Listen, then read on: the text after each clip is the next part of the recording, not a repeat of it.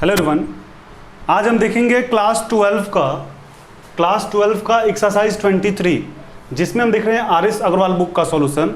और इस लेक्चर में हम स्केलर और डॉट प्रोडक्ट ऑफ वेक्टर देखेंगे, जिसमें एक्सरसाइज 23 का क्वेश्चन नंबर 15 यानी 15 नंबर क्वेश्चन से कंटिन्यू करेंगे। प्रीवियस लेक्चर में हमने सब प्रीवियस क्वेश्चंस, इसका प्रीवियस एक्सरसाइज तथा इसका जो इंट्रोडक्शन पार्ट है उसको किया हुआ है, जिसका लिंक हमारे डिस्क्रिप्शन बॉक्स में अवेलेबल है या फिर जो उसका वीडियो है प्लेलिस्ट में भी अवेलेबल है। तो आप प्रीवियस वीडियो को हमारे प्लेलिस्ट के थ्रू या फिर डिस्क्रिप्शन में जो लिंक अवेलेबल है उसके थ्रू जाके देख सकते हैं। और आप एक बार प्रीवियस क्वेश्चन को सॉल्व करें, हमारे प्रीवियस जो वीडियो है जो प्लेलिस्ट में अवेलेबल है आप उसको देखें, ताकि आपको वो जो भी डाउट है उस क्वेश्चन के लिए वो क्लियर हो जाए और उस बेसिस पे आपसे ये क्वेश्चंस आसानी से सॉल्व हो जाए। इसलिए एक बार प्रीवियस वीडियो को जरूर वॉच करें। तो स्टार्ट करते हैं इस वीडियो को।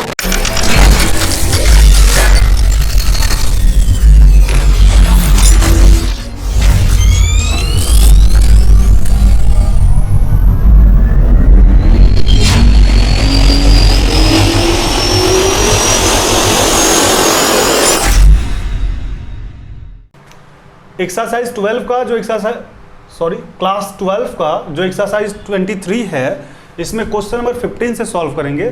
तो क्वेश्चन नंबर 15 में जो आपका है, so that the vector a equal to i plus J plus k is equally inclined to the coordinate axis. Question क्या है? So that the vector a i plus J plus k is equally inclined to the coordinate axis, यानी equally inclined आपको proof करना है। तो पहले हमें जो भी एक्सिस है, x axis, y axis, z axis पे, तीनों पे हमें थीटा का वैल्यू निकालना पड़ेगा। तो थीटा का वैल्यू निकालने के लिए हमारे पास जो फार्मूला होता है वो क्या होता है? Theta equal to cos inverse A dot B by magnitude of a और मैग्नीट्यूड ऑफ बी, यही तो फार्मूला होता है। तो पहले हमें क्या चाहिए कि मैग्नीट्यूड ऑफ ए चाहिए। तो पहले हम मैग्नीट्यूड ऑफ ए निकाल लेते हैं। मैग्नीट्यूड ऑफ ए का फार्मूला क्या होता है? Under root X square plus Y square plus Z square भी बोल सकते हैं, या बहुत जगह पे हमने ये भी बोला कि magnitude of A equal to x1 का स्क्वायर, x2 का स्क्वायर प्लस x3 का स्क्वायर। सेम बात है, कोई इफेक्ट नहीं पड़ेगा। इसको हम x बोले, y बोले, z बोले, x1, x2, y, x3, तो उससे भी कोई इफेक्ट नहीं पड़ेगा। अब x के जगह पे मेरे पास कितना वैल्यू है? 1 है। y के जगह पे कितना है? 1 है। और z के जगह पे कितना है? 1 ही है। यानी कि ये कितना हो जाएगा? अंडर रूट 1 प्लस 1 प्लस 1 यानी कि रूट 3। अब मैग्नीट्यूड ऑफ ए आ चुका है। अब क्या करते हैं? 4 एक्स एक्सिस।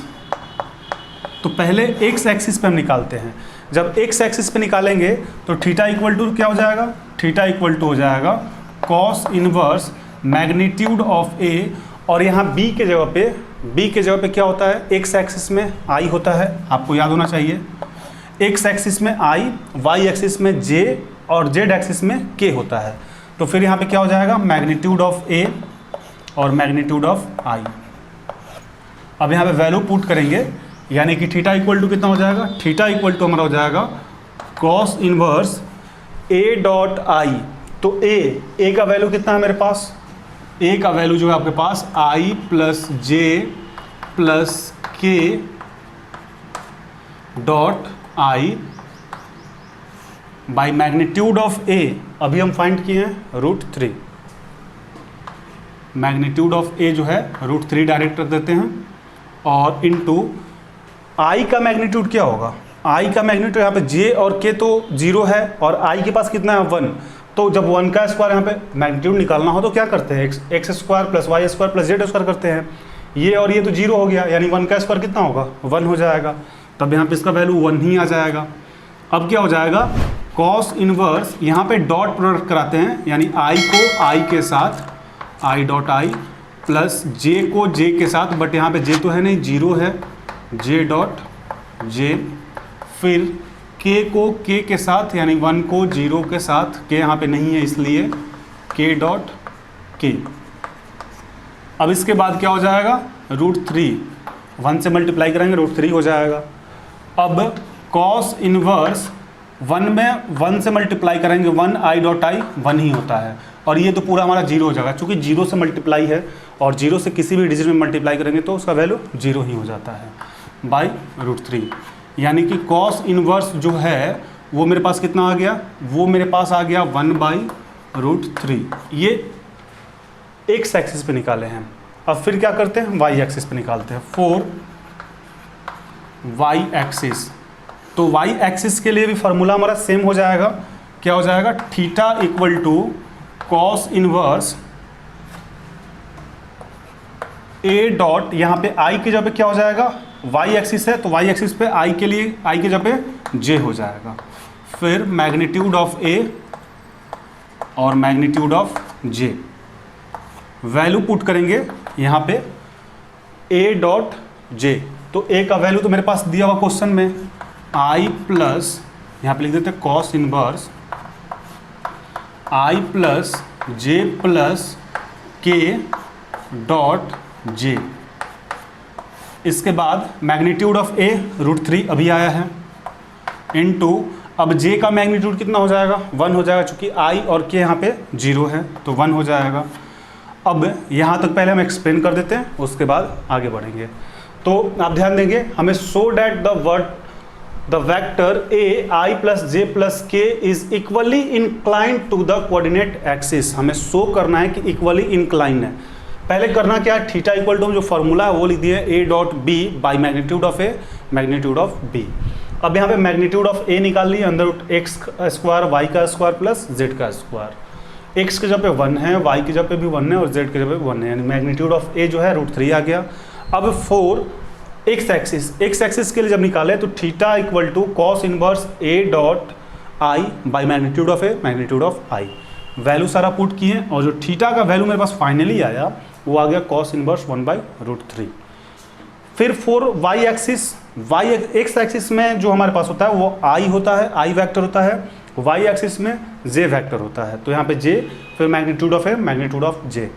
अब ए का यहाँ पे वैल्यू रख दिया आई प्लस जे प्लस के, फिर जे को जैसा वैसा मैग्नीट्यूड ऑफ ए अभी हम निकाले रूट थ्री और जे का वैल्यू 1 होगा। तो इतना तक आप एक बार नोट कर लें, उसके बाद आगे बढ़ते हैं। अब प्रीवियस स्लाइड में हम यहाँ तक सॉल्व कर चुके थे, वाई एक्सिस के लिए सॉल्व कर रहे थे। तो अब इसके बाद क्या करेंगे, अब इसके बाद क्या हो जाएगा, कॉस इनवर्स आई को आई के साथ यानी 1 इंटू 0, आई तो है नहीं, जे है, आई डॉट आई, और ये बार बार शो करना भी जरूरत नहीं है। फिर जे को जे के साथ 1 यानी 1 इंटू 1 जे डॉट जे, फिर प्लस के को के साथ के डॉट के। अब इसके बाद क्या हो जाएगा, रूट थ्री। अब कॉस इनवर्स 1 में 0 से मल्टीप्लाई कराएंगे पूरा 0, 1 में 1 से कराएंगे ये हो जाएगा 1, और जे में जे डॉट जे 1, ये पूरा 0 बाई रूट थ्री, यानी इसका जो वैल्यू है वो आ गया cos inverse 1 by root three. तो अभी तक हम देखें एक्स एक्सिस पे जो थीटा का वैल्यू था वो cos inverse 1 by root three था। अभी वाई एक्सिस ये जो है हमारा वाई एक्सिस, यहाँ पर भी cos inverse 1 by root three आया। अब थर्ड का देखेंगे 4 जेड एक्सिस, तो जेड एक्सिस पे फॉर्मूला क्या हो जाएगा, theta equal to cos inverse A dot K हो जाएगा। जेड पे तो के ही होता है, मैग्नीट्यूड ऑफ ए और magnitude of k. Value put करते हैं, theta equal to cos inverse a के जगह पे कितना हो जाएगा, ए के जगह पे हमारा हो जाएगा आई प्लस जे प्लस के डॉट के बाई मैग्नीट्यूड ऑफ ए कितना था हमारा, रूट थ्री था, और जे का मैग्नीट्यूड कितना हो जाएगा, के का 1, यानी कि ये कितना हो जाएगा कॉस इनवर्स आई को आई के साथ 1 into 1 i dot i plus j को जे के साथ 1 इंटू 0 जे डॉट, यहाँ पे आई जो है तो है ही नहीं तो 0 होगा ना, आई मल्टीप्लाई 0।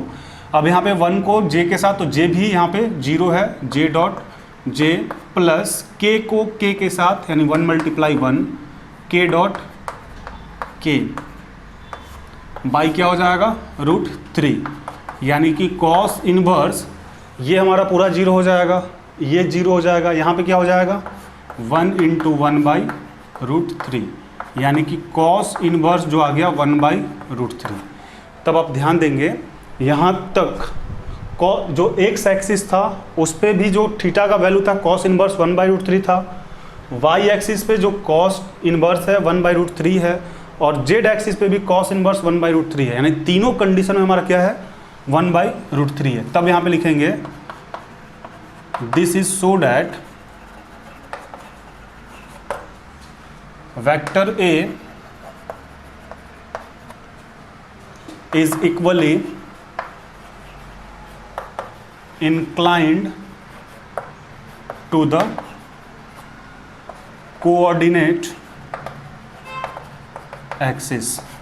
तो ये हमारा जो है इससे प्रूफ होता है तीनों का इक्वल आना, एक्स एक्सिस, वाई एक्सिस और जेड एक्सिस पे तीनों वैल्यू को इक्वल आना, तीनों वैल्यू थीटा का जो वैल्यू है वो इक्वल आ गया।